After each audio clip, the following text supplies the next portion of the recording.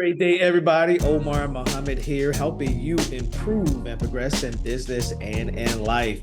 Boy, we had a great ride summit this past weekend, and I'm bringing it to you. We always do. So we're going to break this up into three parts, actually four parts, right? Four parts. So the first two videos, episodes number 20 and 21, you'll have an opportunity to see the panel. We had a great panel which focused on reducing recidivism. So everybody did great. We came up with some recommendations, and we'll look to implement those in future programming. Episodes 22 and 23 will focus on the pitch competition, the award ceremony, and of course the closing. We had a number of individuals to pitch their idea on how they would help reduce recidivism. So check that out. And as you know, each year we do the Howard Wicker Awards. So we recognize two entrepreneurs, and we also recognize an organization that's working with formerly incarcerated individuals. So be sure to check that out. And then you'll see who won the prize. So we're looking forward to working with all of the pitch winners one-on-one to help them move their idea to the next level. And we want to hear from you. As always, if you want to reach out to me, my email is omar@edacmorgan.com. Let us know. What are your recommendations on how we can reduce recidivism? How can we bring that to the RIDE initiative? So until we see each other again, continue to improve and progress. Peace. My name is Omar Mohammed, helping everybody improve and progress in business and in life. This is our fourth annual RIDE Summit. For those who are not familiar with RIDE stands for Returning Citizens Inspired to Develop Entrepreneurial Ventures. I know it's not all equal, but equal to us. So we've been doing this now for 4 years. So today, as you can see, the agenda is there. And this year's theme is all about invisible bars, using entrepreneurship to reduce recidivism. So I'm glad to be a part of this. So if the panelists, if you can start making your way to the floor. So we can kill it.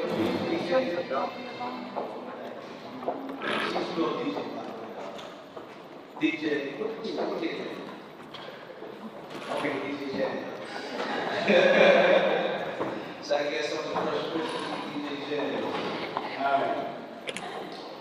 So we're waiting on one other panelist. So let me just do a real check. So did everybody park in the garage? Nobody's parked in the circle. Great. All right. So we all good. All right. So we're gonna wait for him to get back, but while we're waiting on him, I'm gonna actually do a couple of things. I do want to recognize the team that we have here, team that practice.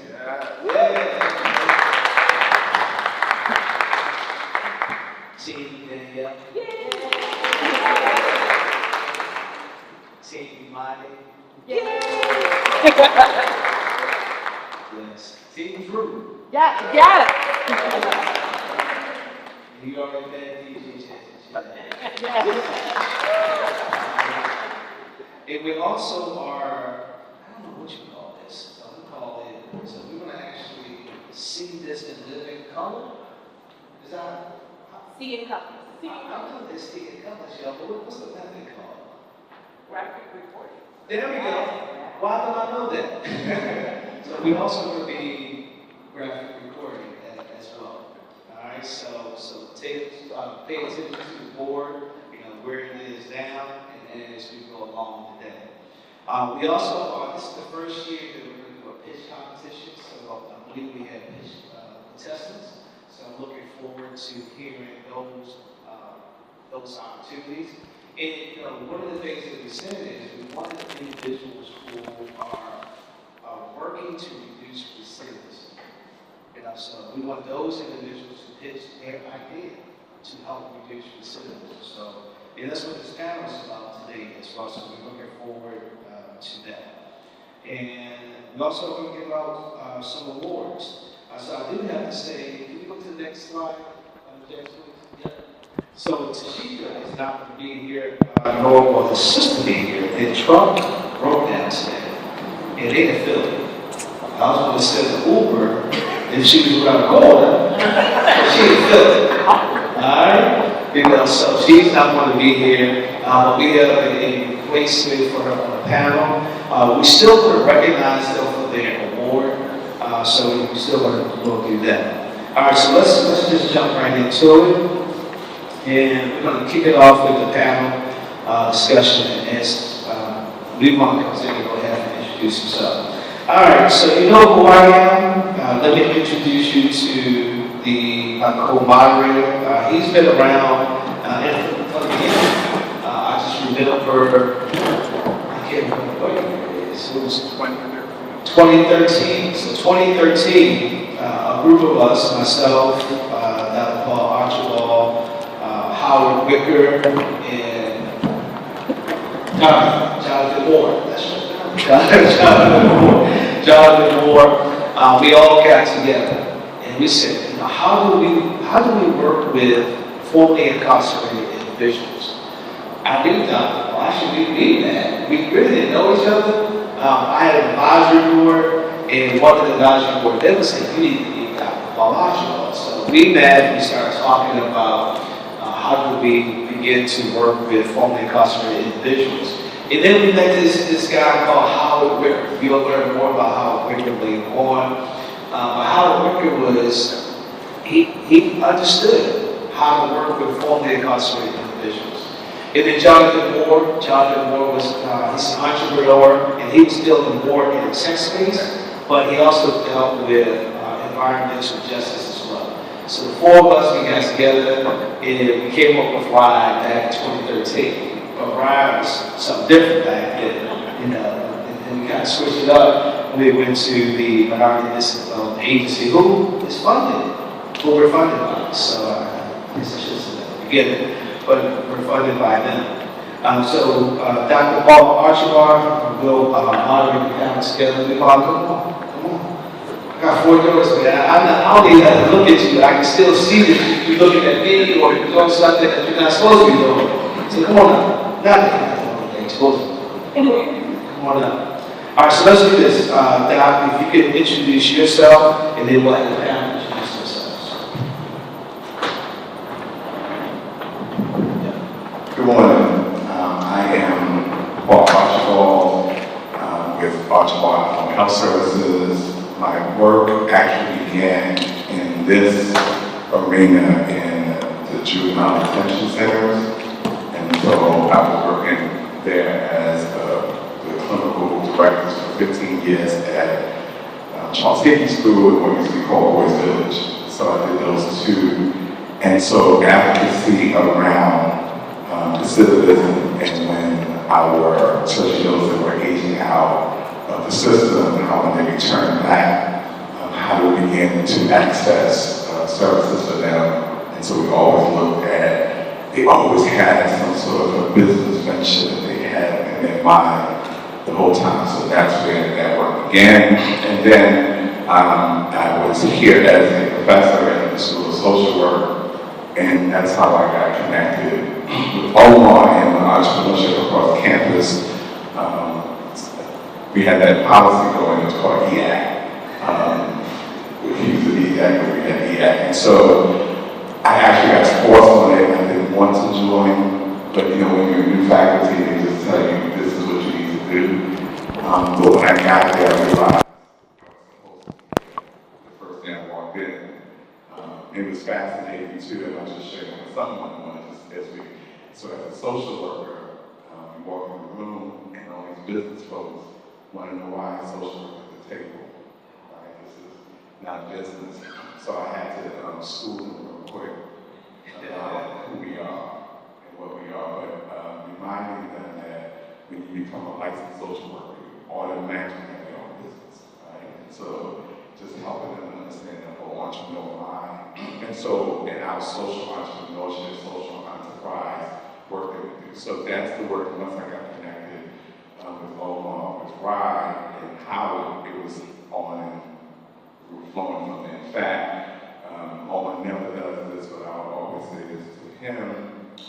really advance this entrepreneurial world here on this campus. He was actually one of the first person outside of social work that I've written an article with.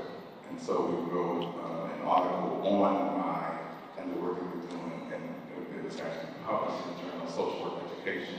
And so just people understanding the work that we're doing and that we will continue to do. All right, thank you, Dr. Archibald. So let me kind of back up.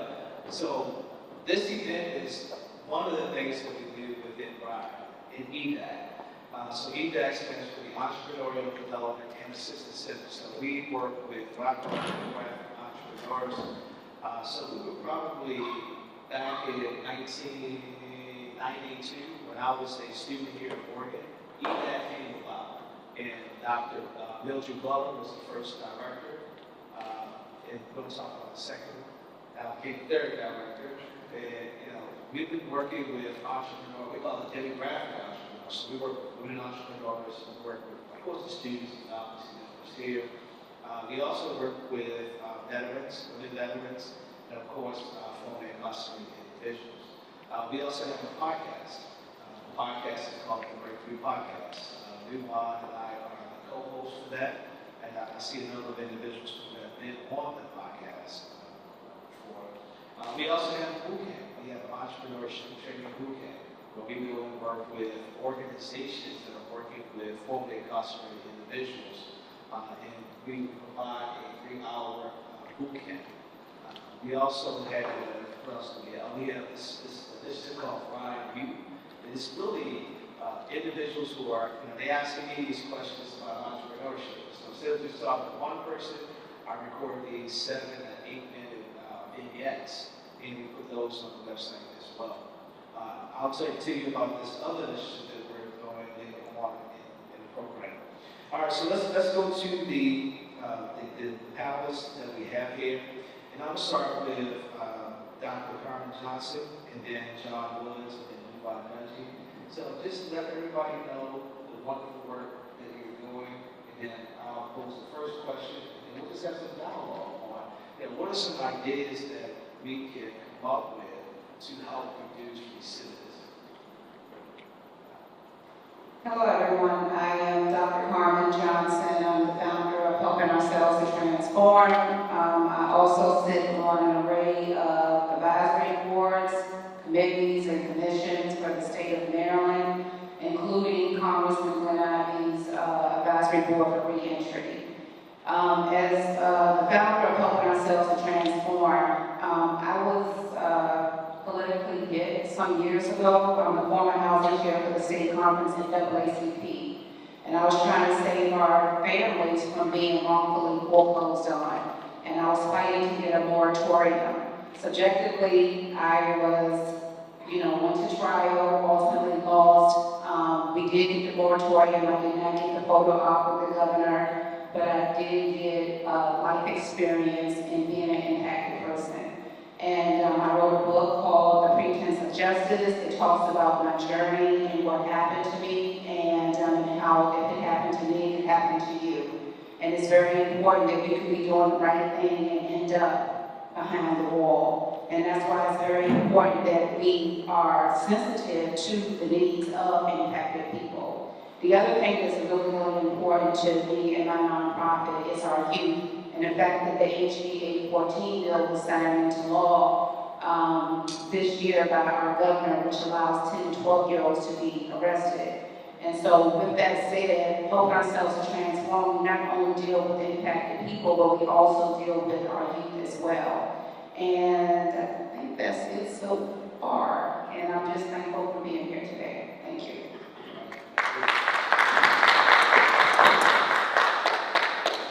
Good morning. My name is John Woods. I am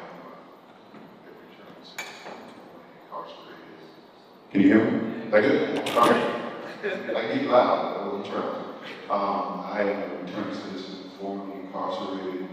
I have a catering business, and what we do is we hire everybody that's formerly incarcerated. I think we have about 2 employees. Came home for the last 2 or 3 years We feel like that is our mission, right? We talk about how to develop folk. I don't want people to work for us forever, right? I give them a year, and then you got to go on and do your own business stuff, right? Because again, you work for me, it's not getting you where you need to be, it doesn't utilize all your talents. Oh, thank you. This is our fantastic, super fantastic church sauce that we created. So you all like church sauce, $15 a pint, right? So please, we have a bunch in the back. So my whole thing is, I came home, I had a great support system, but I couldn't get a job. My PO was telling me, yo, you got a good job, you got a good job. I'm like, I can't get a job, I'm trying to get a job. I did Zoom, I did all of the online stuff, right? And so it's like, you know what, I got enough experience that I can work something for myself. And he got out my back, and I'm sure a couple of contracts that we got in terms of food and stuff that we were doing. So that's what I'm here for. I want to make sure that when folk come home, they have the opportunity to, number one, work for themselves, right? They have the opportunity to know the resources that are available to them, whether it's food stamps, or social services, or transportation, or housing. That's what we're here to do. So we're not just in this to make money off of food. We are really in this to change people's lives. They say that we have 9 lives. I've lived 7 of mine already, right? And the 8th and the 9th will be better because I'm giving what I want. So that's it.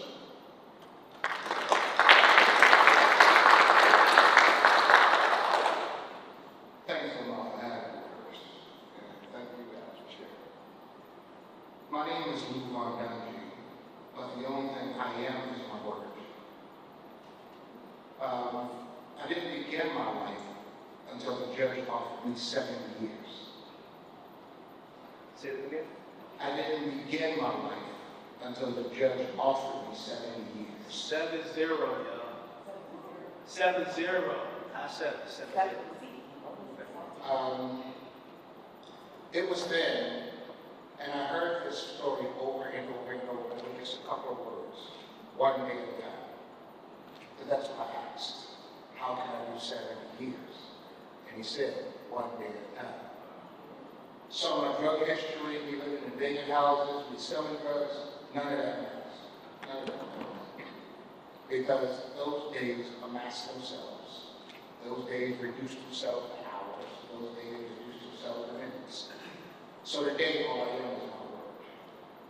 Based on that transition of being and living inside my word, I learned integrity, I learned honesty, and I learned the forthright to do something for someone else. So I started navigating within that type of energy. I never looked for a job, I never looked for a career, I never looked for entrepreneurship. Because of the energy that I possess, all of that showed up for me. In that showing up, I went back and bought every vacant house I've ever lived in, started a construction company, rehabbed it, designed it, and sold it to a single female in the household. By creating jobs, by creating opportunities, first, we had to create neighborhoods. That was such a blessing to me because if we look at the word itself, R-E-H-A-B, rehab, that's exactly what I was doing while going through the process. So the citizen is in the process of rehab, of learning from what was to what we dream of.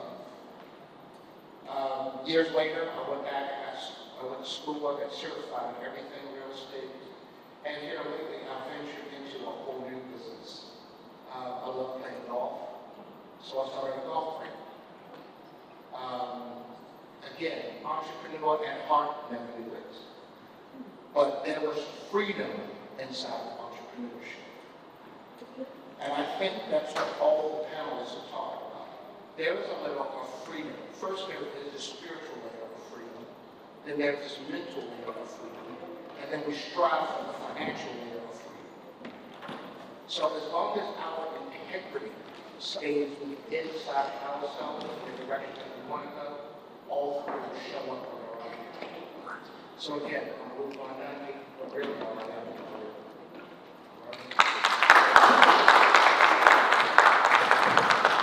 do. right, so let me pose this question to you all. So, you know, one thing about me, I mean, if we're friends, we're gonna be friends for life. I'm gonna recognize you, and I'm gonna pour into you. And how do you say it? I'm gonna give you flowers. That's how you say it, right? That's how you say it? Come on, y'all. That's how you say it. Not too old. I'm giving you flowers while you're here, all right? So my good friend Murphy Pascal, he couldn't be here today. He on vacation, you know, but he came up and I was telling him we got this new opportunity to work with fully incarcerated conditions. So he's saying, oh, well, let's come up with a new concept, a new initiative. And I'm like, okay, you're creative, think about it. What is it? And he calls it invisible bars. So now give me some feedback on this. I'm gonna read it. He's giving some feedback on this. So, as Murphy calls it, invisible bars. An incarcerated individual may see him or herself physically limited by the bars of imprisonment that place a constraint on their movements. With time, that same individual may eventually release that they are, realize that they are not confined mentally. But in their thoughts, they can travel the universe. In their mind's eye, they don't see any limitations or restraints. Thus, the bars of imprisonment become invisible bars. We call it entrepreneurship. How can entrepreneurship, you all have proven, reduce recidivism? So, who wants to jump in about some thoughts on that?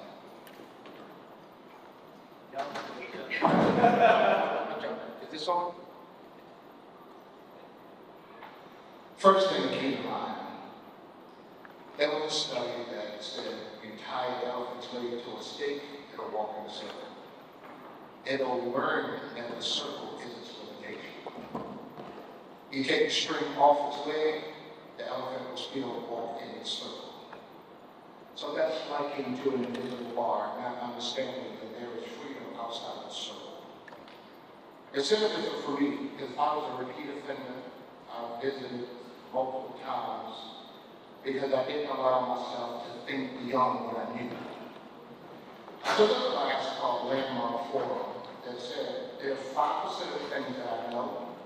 There's another 10% of the things that I know I don't know.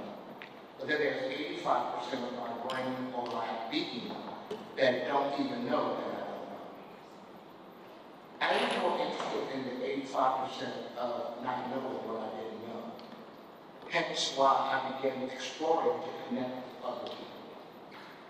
I think that began to allow the bars to be released, that allowed my thought patterns to change, that allowed me to more importantly have the key to my bars. And I think once we possess the key, meaning information, opportunity, and then being able to pursue your dream, you can always unlock yourself from any limitation that you create for yourself. So that was always important for me, finding the key. I wrote a book, and the very thing inside the book, I had to challenge myself is, I want to know why. Like, why do I think a certain way? Why do I feel a certain way? Now, I'm only talking about me, because it's important for me. If I'm maintaining the integrity that I say I want to keep, I have to understand what integrity means first. My sponsor, I heard my story, I was in A. He said to me, it's a fact that you feel, but your feelings aren't facts. And I had to think about that for a minute. I can feel about something all day long, and it's irrelevant to all of you guys out there. I have to understand why do I hold it so important? Why is it so important to me? And maybe I can learn from you guys on why it's not measurable. That makes sense. I'll give you a simple illustration and I'll pass it on. There's this thing called means, and there's a result. Let's say I want a slice of pizza, so the means for me to do that is get my car, get some gas, order my pizza, picked up the pizza, result, I have the pizza now. I did that with integrity for me and my community. Now let's choose that situation just a tad. I love pizza, so I know the meaning from the first illustration. Now my significant other loves. I get my color, I get my gas, I order the pizza, I go there. Now the result that I want is not to be satisfied from the pizza. It's hope that I can get something from her. My integrity in the beginning of my process is shifting. I'm learning to keep my integrity one way from the beginning so that my result is always the same. All right. So that's how we be talking on the podcast. I'm a simple guy, and then this brother comes in, I'm like, whoa, I hear you. So the thing that comes to mind for me, the invisible bars thing, when I was at that prison camp for 3 years, I felt like cotton balls was stuck in my throat every single day. And knowing that I was there for financial crimes and being blamed for the foreclosures in the state of Maryland, I knew that that wasn't true, so I had to find the meaning of life. Not only did I have to find the meaning of life and why I was there, I had to remember who I was. I come from a generation after generation after generation of entrepreneurs and successful people in my family. And so it's just part of nature for us to be that way. But I also spent time with women that was at this prison camp that I found to be the most fascinating, the most intelligent. And they would come to me with their business plans on the crappy piece of papers that we had and the raggedy computers that we, had to, type on. And they did the best that they could in terms of creating business plans and things of that nature. So I want to say that there are a lot of intelligent, highly intelligent people that are behind the wall. However, when they come home, when we come home, it's very difficult for us to succeed because the odds are against us, especially when we talk about the women. Because when we come home, we got to deal with our children, we got to deal with our husbands and our fiancés or whatever, and we got to deal with the fact that the men dominate, re-entry, right? And so we have to fight even harder to be successful and to make sure we don't slide back into a situation that landed us behind the wall in the first place. So for me, I'm really promoting women in entrepreneurship that have come home. And I know as an Indigenous woman that we are the most intelligent. We are the mothers of the earth. And so we have to make sure that we don't allow these invisible bars when we come home still affect us. Because I know that we are some of the most intelligent creatures on this earth. Thank you.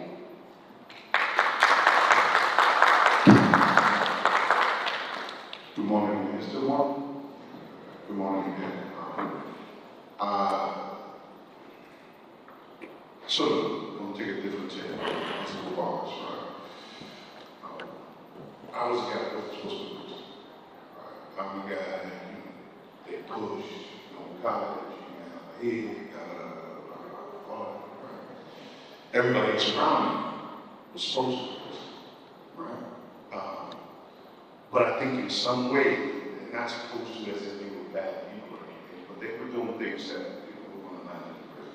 I was not, because I had 4 brothers who were like on the other side. But there was this attraction, right, to what they were doing. Right? There was this attraction to the streets. There was this attraction to the money. There was attraction to addiction, right? All of those things were there. And it wasn't until I went to prison that the bars went away, right? So when I got to prison, it's kind of crazy. When I got to prison, it's like, something? You deserve to be here because if you still out there, you're going to be dead, right?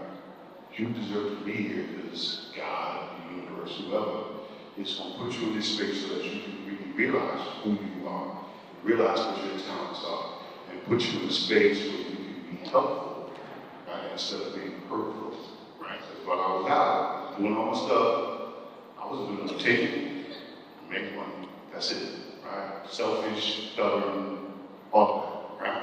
So the bars, the freedom came to me, right, when I had to sit with myself, right? For the time that I had to sit with myself for, you know. And so it was like this thing was feeling really weird. I told people all the time, I'm glad that I went to prison. It's had I not gone to prison, then I don't know where I would have been, right? Well, so I sort of look at it in reverse, right? The bars went away when I went away. Okay, and now that I've come home, I understand that, you know, there's real meaning to life, there's real purpose to life. It ain't just about me, it ain't just about being successful, it's about, you know, helping others, giving, and realizing that at any point in time, this can all be taken away. So that's sort of the reverse piece of how.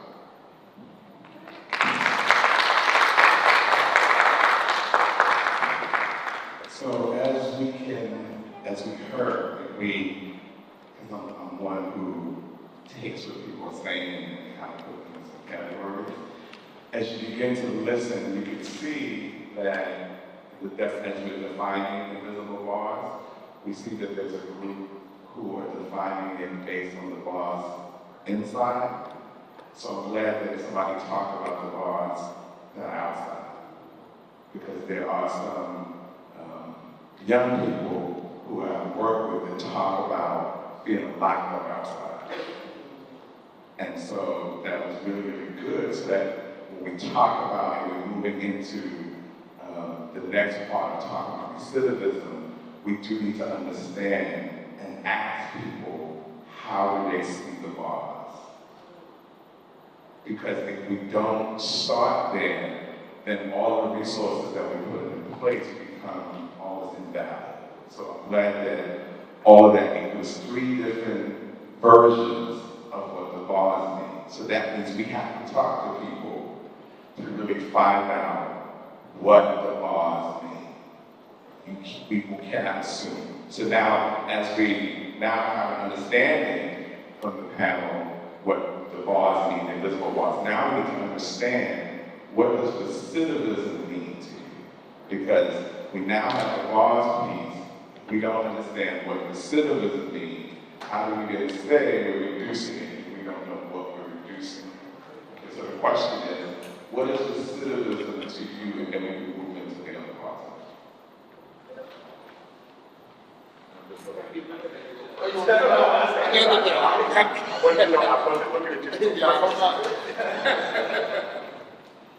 Well, I'm going to give you an example of recidivism that could possibly happen.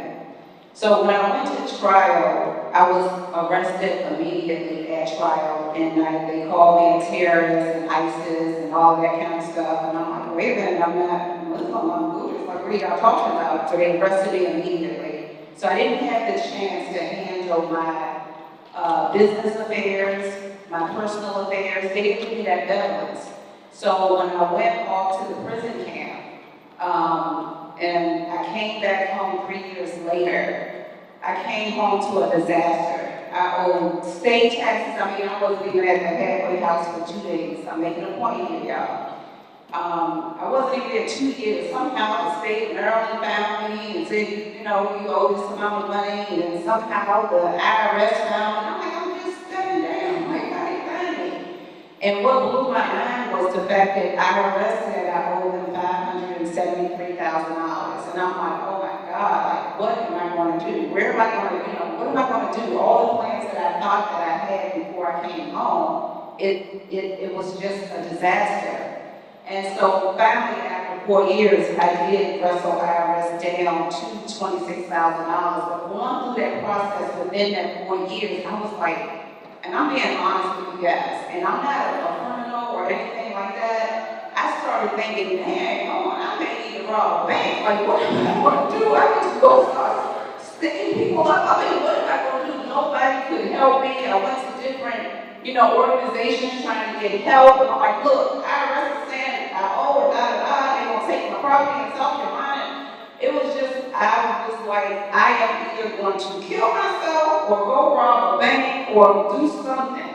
And then I had to remember as a Buddhist and as a scholar of metaphysics and science of the mind, I had to remember who I was and who I am. And I said, wait a minute, okay, Carmen, what would you have done before this thing happened to you, before this incarceration happened to you? I had to slow down, slow my breathing down, and I had to think about that thing. I contacted congressmen, I contacted the U.S. Treasury. My story was so powerful with the U.S. Treasury. They invited me to come speak on what and how IRS did me. And now I'm in the process of working on draft legislation for returned citizens that are dealing with the same thing that I had to deal with, for IRS and also for the state of Maryland. So I had to think. But that's what recidivism looked like. I was getting ready to do some crazy stuff. I mean, do I know how to rob a bank? No. Do I know how to stick up somebody? No. But do I want to kill myself? No. But it was like, what other option did I have? Like, and where did IRS get these numbers from? Where did the state get these numbers from? Right? So that's what recidivism looked like. People are forced to do things. They have to go back to what they know, or they have to do something that they don't want to do in order to survive out here after being behind the bars. Thank you.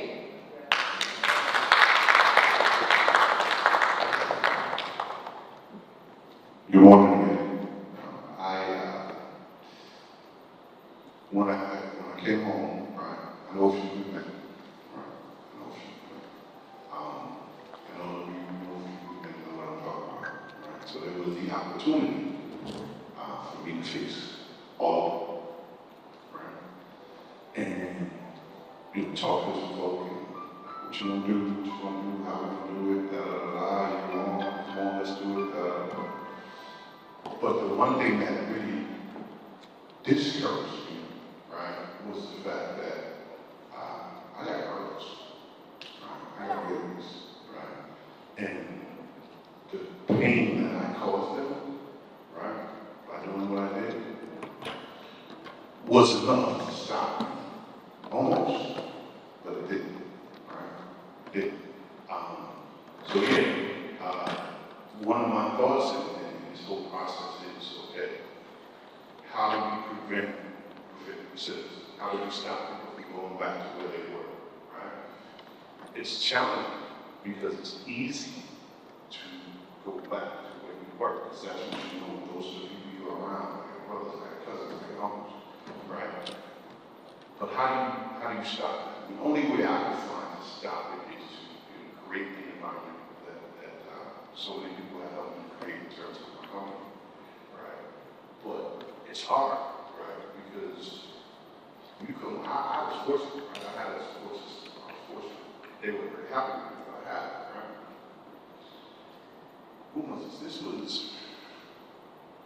I think, January 2 years ago, right?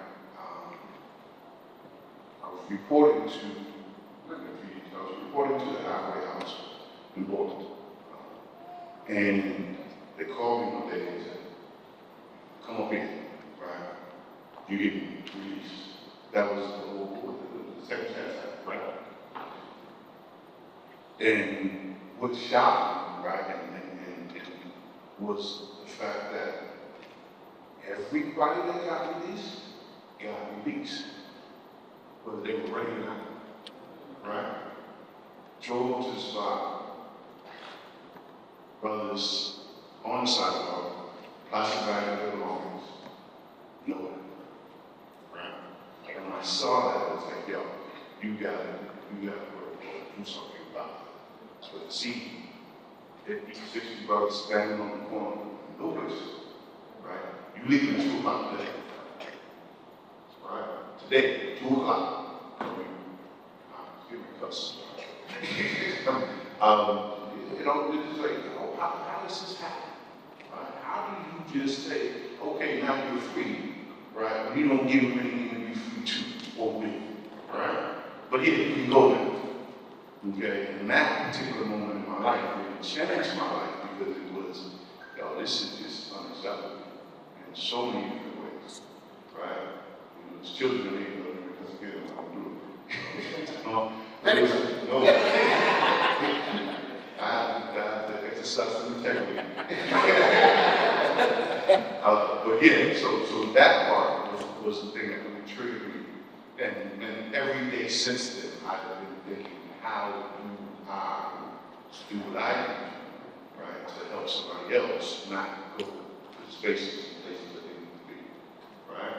How do we do that, right? So we work on it every day. But that day never, ever go away from my memory, because it was like, oh, it's not good at all, right? And what you know how I was born? You know, right there in the middle of nowhere, no buses, right? Nothing, right? So yeah, we got it. So that's why I try to do the whole city thing. It's good. It's we people like that we help, right? You know, we can help. That's how.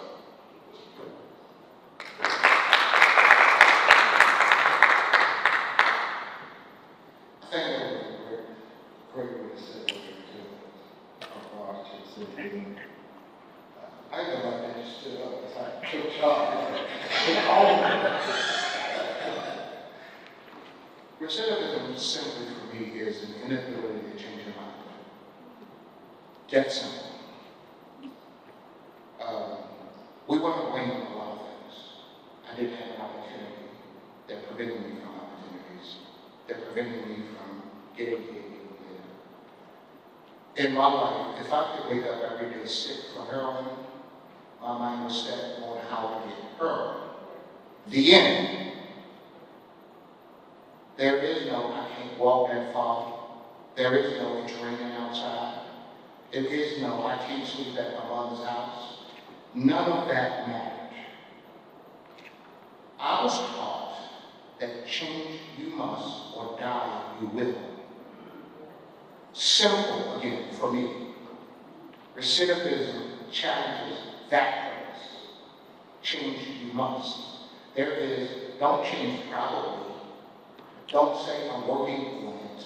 It is a done thing. It's almost like we say these things like, no, and then we come back and say an explanation of why I said no. No is a complete sentence. It don't need an explanation. Inside of changing my mind, I changed my mind. That's it. There is no January 1st, I'm going on a diet. It's, I'm going on a diet, the end. That's where I said to you guys earlier, all I am is my word. If I said, that's what it is. There were 3 umpires. One was new, one was intermediate, one was seasoned. Boy threw the ball.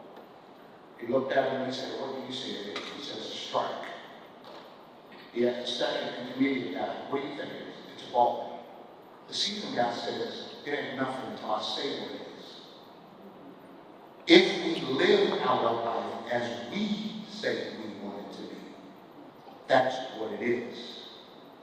Recidivism can be reduced not by changing your mind, but changing your mindset. And a mindset is a story that we attach to a thought. As long as we stay inside of that story, we're stuck. There are opportunities all around us. Let me give you an example. No, that's okay. So this is what I want to say. When the higher power did something with intention, he did it with intention. Intention is grass is green. Grass dies in the winter. Grass grows in the fall and in the summer. Grass don't complain when it has snow on it, because it knows that it's grass and it will grow. The moment we keep layering stuff on top of us and complain about the stuff that's on top of us, we'll never realize that we still are supposed to grow. So again, change you must or die you will. That's what recidivism is to me. I love it. We can see, again, recidivism it is individualized.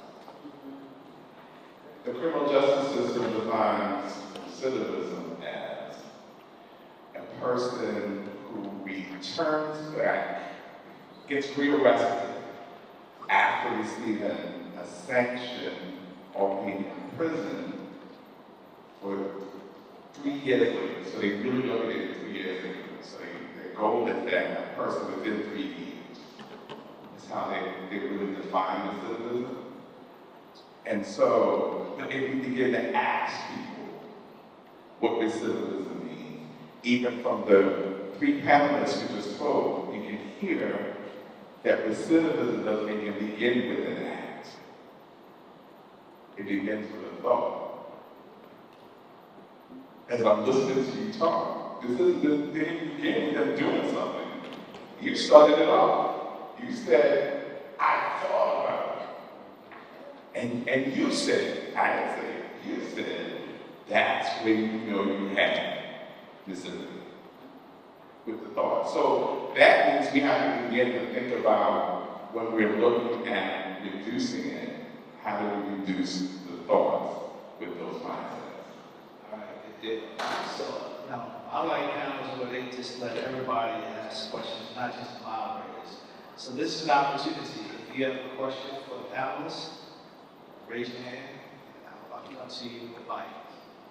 If not, we got Dr. Archibald here, and me. You can continue to ask the questions for the time that we have remaining. Anybody have any questions or any thoughts? Okay, there we go. I'll get my steps in.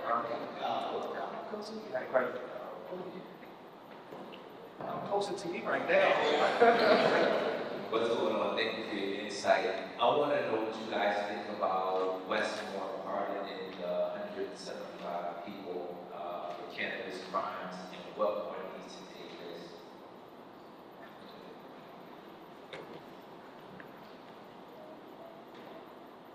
I think it was a good thing. However, I gotta go back to the HB 814 bill that allowed 10 to 12-year-olds to be arrested. So as they push, adults out that's been in jail 15, 20, 30 years, 40 years, 10 years, they still gotta re-up again. So now they are starting to look at our babies. So it's like a sweet, sour type thing. You know what I'm saying? So it was a great thing that he did. However, now they are, not saying him personally, but now they're looking at our babies. And so for me, was that a really good swap or not? I don't know. But I'm glad that he did release them, but I'm disappointed that now we have to protect our 10 to 12-year-olds, our youth, which are our future, right? Anybody else want to say? Good.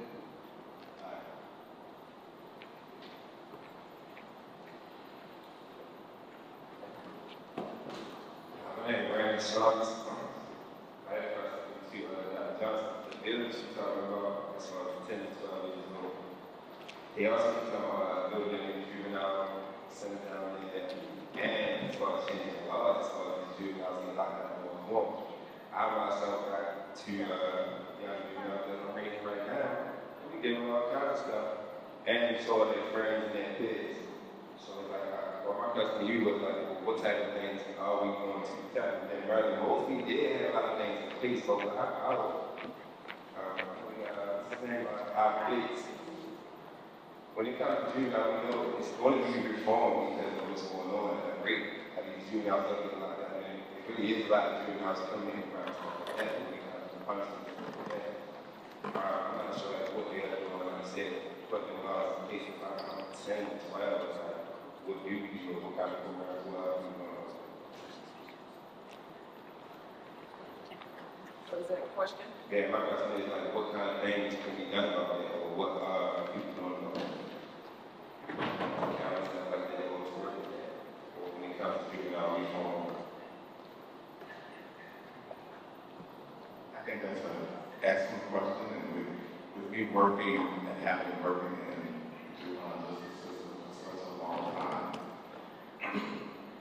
there's a lot of advocacy around that. People are pushing against it. But I think with some of the discussions that we just talked about, and especially when we talk about asking people about the invisible laws, we have to look at some of the things that are happening in the society, because our youth are always a symptom of what's happening in an area. The youth always represent a symptom of what's happening. So if there's an increase in crimes by youth, increase by behavioral issues by youth, it's being caused by something that's happening in that environment. And so there are a lot of us who are beginning to create opportunities for people to start looking at what's happening in the environment and not just keep focusing on what's happening with the youth. Do you need me to? I can make a. That's where in the end, we've been doing a lot of work, and even when myself, trying to be kind with this, when we're defending our youth, just like what you just shared, those of us who begin to defend our youth, we get targeted. So I just want the community to know that you have to also protect and help those who are out there fighting against the system, because the system then targets them. So we're going to need some, this we cannot do alone. What you're asking, and you're asking people, there are a lot of different advocacy groups, just like we're doing this right here.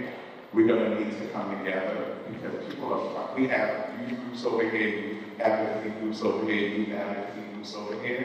There are a lot of pockets of things that are done, but we're not doing it collectively. So I think what you're saying, that's what you just opened up even in my head, is that I could list a number of advocacy youth groups that are out there fighting, but we don't always come together.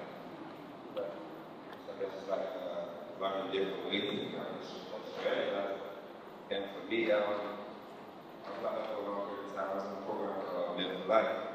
And in this program, used to meet, we used to talk about different stuff, different times, move around, past, and over. And we talk about these things as men, how to deal with our emotions and feelings. Sometimes saying things to our people are over minds sometimes. And we had these like circular group discussions where we all talk about these things and came up with different solutions and scenarios. So I always felt like a program like this would be very useful on the outside. We don't take in the kitchen, you know, how can we do it outside? We might not see, you know, but I first started my nonprofit about 2 years ago called Allowing It Works.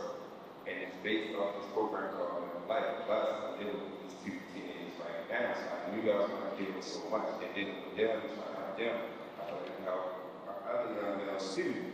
And when we had these discussions, everybody get back in their own way. So it's like, as long as you get back, you know, it's different. Your vision out in mine. Mine is this, you know, I haven't done a whole lot of things with it, just getting together as far as like our curriculum, what we want to do and how we want to and so forth. But the goal is to try to open their minds and steer them to different things and stuff like that. Like career people, bars might come in one time, most person might come. You try to show them different things from ages from middle school to high school. So I mean, I just feel like it is a lot more that I can be doing than one of these. So I guess if we knew how to, then I can do a lot more. Down people these juveniles. Yeah, one quick thought, right? And these, you know, we have got to the point where we're like, we got a message to these young people, right? Everybody's talking about, stay with them, young, stay from this, stay from that, they crazy, It's a symptom, right, of where we are as a community. So we have to be engaged with them. We have to look in the aisle, go in the store, and they up in the gas station, and they, you know, selling the bags and all that stuff. We have to engage with them on a level where they know that we care and that we're concerned, right? Because we got to a point now where we don't care, right? We're afraid, right? Don't want to, you know, be involved, see them go the other way. We got to adopt them, we got to engage them, we got to, even on a daily basis, it's like, oh, what's up, blah, blah, blah. You just got to really, that simple hello, right? That simple recognition of they are there as a person, as a being, right, is really, really important, right? You know, my youngest is 16, right? They'll call me Papa, because if you ain't got that in your life, you got man, or whatever you ain't got, I'm there to step in, right? Because we have to. It's amazing how, you know, they will gravitate to you because they're not getting the attention that they need, right? So just open up your eyes, right, and engage. That's I think that's the ground piece of it, and support those organizations as you were saying, support those organizations that are out there on the streets every day doing like that. But it has to start with us as individuals. It can't be looking for this organization or that organization or other organization. It's got to be whoever's on that block that's in that age group that you're talking about. They need to look at you as okay, right? And I can see that now. He sees you, right? And I think that's where we start, because you know laws take 15, 20 years to get, you know, passed, right? So, but it does take us about 2 minutes, right, to engage with those individuals. So I think that's where we start the process.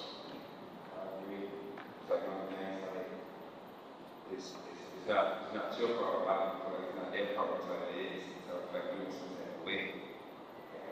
We got the 2 teenage my sisters, we got all males. Their friends getting shot, they get locked up, they get kicked out of school, we need it. It's like, what's next? What's interesting about what everybody has said, well, first, let me congratulate you on courage. 2 things. To stand and share in front of people that you don't. To start a nonprofit with a dream that you're uncertain of, but know it is necessary. I believe if I could take anybody back to the 60s and 70s, where we saw the fly guy on the corner with the big hats and the nice suits, and we wanted to do that. The guy that had the diamond in the back and the sun at the top, we wanted that. All I'm making is an idea of kids only want to be what they see. So if we stop showing ourselves to be upright, to have integrity, how will we learn? The court system says, we want to lock them up because it's not the kids, it's y'all. The moment we keep putting a finger at us as a responsible individual, like you said you're doing, and if we had 1,000, 5,000, 10,000 individuals like yourself to show the example of, maybe we prevent a lot of. You know what I mean? Because it's interesting. We all go on vacation and we all travel. But every time we land in that destination, I know that there's a thought of, damn, there's some people that live in Baltimore that will never see this. Damn, there's some people on my block that will never do this. All starts with thoughts, as we talked about earlier. If we keep being the example of what we want it to be, it has to be that way. There is no court sanction, court system, law, legislation that can stop progress. So I don't like to lean into the negative. I want to figure out a way, like EDAC has, and my hat goes off to Omar, and you helping them, the panelists, and everybody that participates here, for figuring out a way to think about how do we get entrepreneurs, healthcare, how do we get the legal assistance, how do we do this, but more importantly, where do we get the funding? Absolutely not alone, because we see that it's necessary to combat the next layer. So yes, there will be 5 to 10% of the juveniles that will go their route. But what about the 90% of those that these things protect? You know what I mean? And you become part of that 90% protection. So always think about your role, think about the guidance, think about the protection of your door, and less about the result that they want. Stay focused on what you're doing.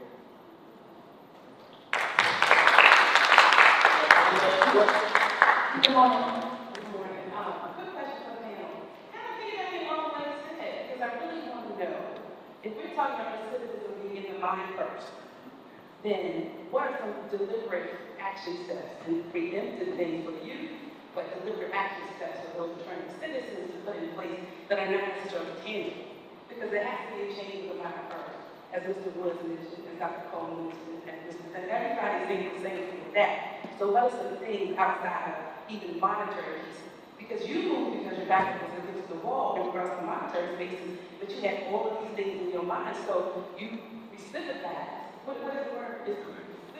You visited, right? You visited before you did, and you stopped because you put things in place so that you would not go the total route and do that back again. But what are those preemptive spaces? What are those things that we put in those spaces for them to be able to utilize? How do we support that change in mindset? Even while we're seeking funding, while we're seeking, tangible resources, what do we do to kind of battle the mindset of revisiting those spaces? One thing, create villages. That's how we're supposed to live. We're supposed to create village. I think individually we make decisions, but if we don't have village, there is no collective decision. I think that's where we got away from. It's interesting, the word neighborhood really meant something. It really did, in that community, in that family, in that responsibility. It meant a whole bunch of things. Here now, we took a neighbor. No, I'm trying to figure out how do we put the neighbor back into the hood. Because we reduce, you see how we live? We reduce ourselves to every good. How do we put the neighbor back in the hood? So to answer your question, if we don't have village, the line can't change. If we don't have family, the line can't change. So that's where we start.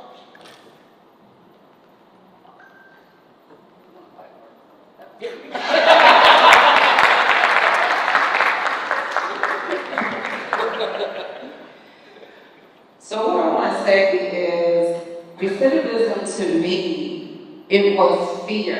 For me, it was fear. It wasn't my first thought. It was dealing with big bad IRS saying that I owe them $600 and something thousand.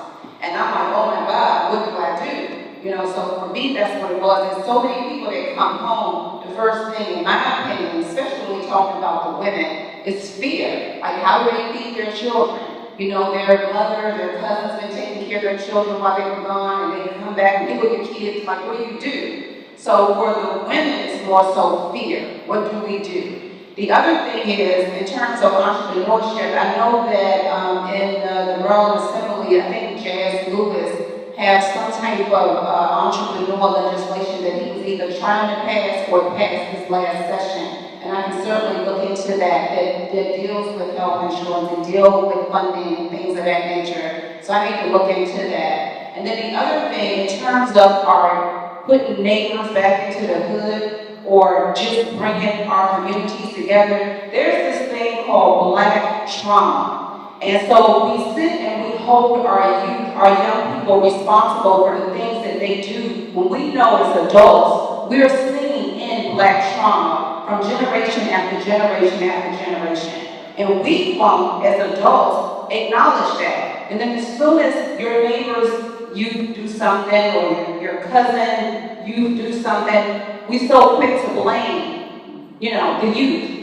But we have to look at ourselves. We have to fix ourselves. Because once we deal with that Black trauma that's embedded in our DNA and our RNA, we will be able to come together and protect our youth like we should. We will be able to come together and understand that the people that have been behind that wall need the help and the support of their community. And the best bet is to become an entrepreneur, to show them what it feels like to be absolutely free. And that is through entrepreneurship. Thank you. So, as you can see,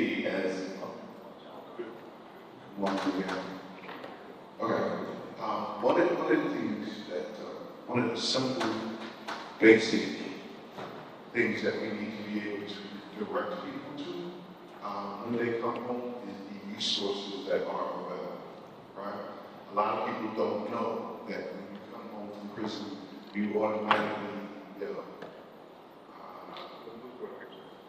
you're eligible, right? You're eligible for food stamps, right? You're eligible for some housing stuff. You're eligible for a lot of the things that we need, right? Even if it's streaming house, whatever it is. Those resources are not being taken advantage of. We had a meeting last week with the Department of Human Services in Prince George's County, Department of Social Services in Prince George's County, and it was myself, some folks from Rural Probation, and they're not even directing their people to those meal resources, right? If I can't eat, what am I going to do? Right? What am I going to do? If I don't have any transportation, what am I going to do?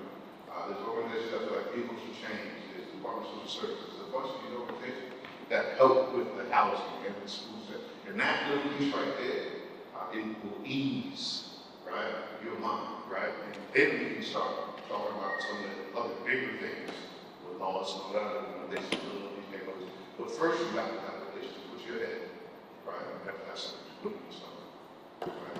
When you start with those little things that are not being taken advantage of, right? We're in the building of the Department of Social Services, Prince George's County.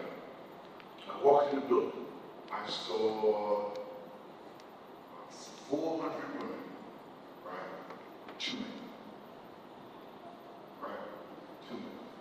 Right? Now, I don't know if that's a thing, but big bad, we don't need a food stamp, I don't know what that is, right? But it's there, right? 400 women and 2 men. So we got some work to do with that piece. But the resource has to be available. The resource is available. We have to make sure that they know it's available, they know how to get it. You can't be go to 425 Bright Sea Road. It's not go to 425 Bright Sea Road, see John Lewis and take care of it. Right? As opposed to go sit in this lobby full of people for 5 hours, right? And get your $300.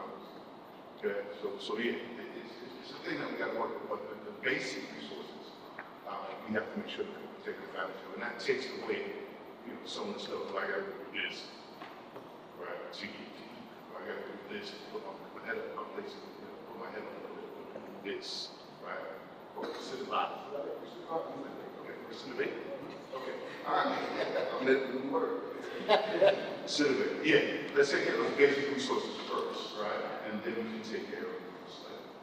All right, or at the same time, right? Wraparound services, they're available for everybody, especially if you just right? So I have a question. Can I ask a question on this? Okay. Every time I hear basic, every time I hear that, I hear limitation. I do. I hear they'll give you just enough to do what you said. Lay your head down, find something to do. That's emotional trauma, again. Yeah. Because it's basic. I think that the more we begin to see ourselves greater than basic, we won't accept basic. We won't stay stuck at basic. Because there is a bigger, better, faster. I think what Carmen said earlier, fear prevents us from thinking bigger, better, faster. Fear is 4 letters. Face everything and recover. So no matter how hard you get hit, how many bruises you get, you still have to face it. What recidivism says, you can F everything and run. That's how we live. We run from that problem to that problem, to that problem, to that problem.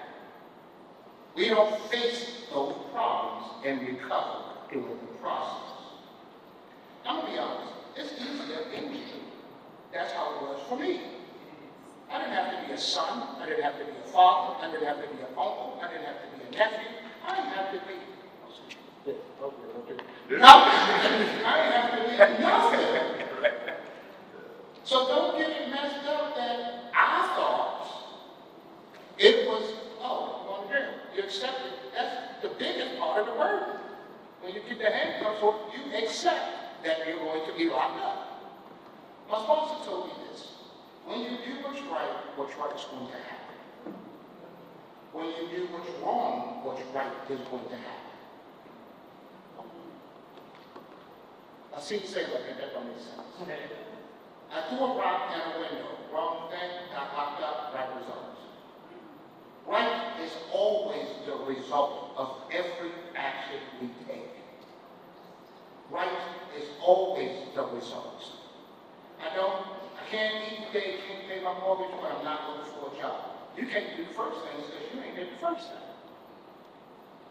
I can get you at your house all the time because I don't have gas in my car. You haven't done anything to put gas in your car.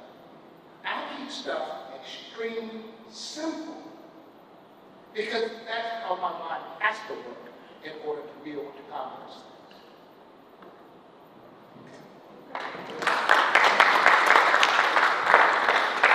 So as we can see, we've been dealing with invisible laws and reducing recidivism. And so what the panel did a really good job of what we call unearthing, opening up, helping us to see is that invisible laws, that they actually listed a number of different invisible laws. And I think the question that came from this table actually helped us to see even more. Because when the question of what are we doing for the youth, because sometimes the youth is considered an invisible population, right? We don't, well, those of us who move around town, stay in a child's place, right? And so a lot of us still have, those of us that still live on this earth, we still have that thought in our head. And so we're leaving out that invisible discussion. And then we brought up the fear. When the question was, what do we do about addressing those things that we don't see? Because fear is not something that you can just see, right? There's actions and how it looks. And so fear right now is, even as you ended there, fear is driving this whole piece. It's driving people from helping, and it's blocking people from receiving help. And so when we want to reduce down from the questions, and we just did some qualitative work with the three panelists, we can see now what resources do we have in place to start addressing people's fears. One of the things when I worked with the young men in the prison system, they would never ever say they were afraid of anything. Fear is not something, fear, and when we talk about emotions, fear and jealousy is not something that men would talk about. When I use different terms, like, yo, what you hating on him? Oh, yeah, that's jealousy, sir. But in certain terms, we don't connect to. I'm never going to say I'm afraid, but I'll say, so you don't like going over there? Nah, I'm never over there. That's fear, right? So it's the words that we use to help people to start to address some of the things that we need to address. So when we're talking about this piece, this is what the panelists help us with, right? Now we have to think about it in terms of, we have to make our work, those of us who are doing the work, we have to think of it in terms of being person-centered. That means we can't do this group thing. Because I love the way that you talk. You know something he says, for me, that's what it did for me, and I think this way, and I feel this way. So that means if I find somebody who has his personality, that may work for them, but it may not work for somebody else. Our great queen on that panel talked about this is what you need to do for women, right? When you talk about the demographic work that he did. So I just want us to start thinking, when we start thinking about the work that we have to do, hearing from all of our panelists today, about all the different things that we need to start thinking about as we're looking to reduce it. When we talk about the basic needs and addressing that term basic, and what does that mean for people? Because we do, a lot of our work, we want to get people into entrepreneurship, but I'm hungry. So how do I eat now? So a lot of times people will say, when we did the first set of RIDE, and one of the questions that we asked is, what are some of your needs? And people were like, transportation, food, I have these issues, I want to come to your program, but I have these underlying things that I need. How do we begin to take care of them? So as we're thinking about the work, we have to think about helping people in not just one area, but all these different So again, can we thank our panelists for